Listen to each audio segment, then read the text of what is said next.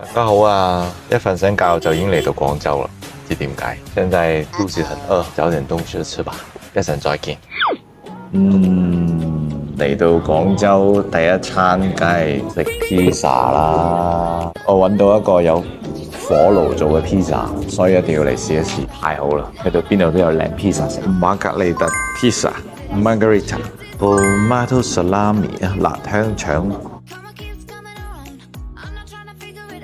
其實睇個樣都已經知道好靚啦，你睇下嗰邊幾多氣泡，夠晒窿啦，中間呢個位置又有啲鬆化，睇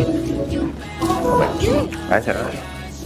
呢個係辣肉腸披薩，通常第一個都會食 Margherita， 之後第二個就一定係辣肉腸啦，因為經典，因為有辣肉腸。笑咩啊？呢位朋友？好開心！最基本我食 pizza 一定要係用火爐啦。頭先你見到裏邊有個火爐啊，即係細啲唔緊要，但係佢都用火嚟做嘅。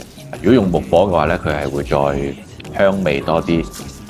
咁大家見到即係如果係好似之前我啲視頻都講過啦，如果係用火做出嚟嘅 pizza 咧，同埋佢個 pizza 發酵得夠嘅時間咧，佢會多咗呢啲嗰個黑色。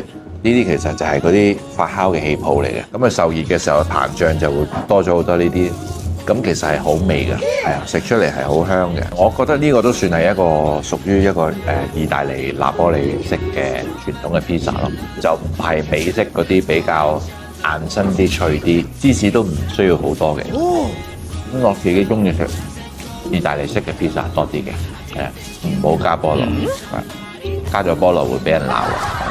咁如果大家知道有更加好食嘅，或者附近有啲好味嘅 pizza 咧，都係可以話俾我知，留言俾我，帶我去，或者請我去食。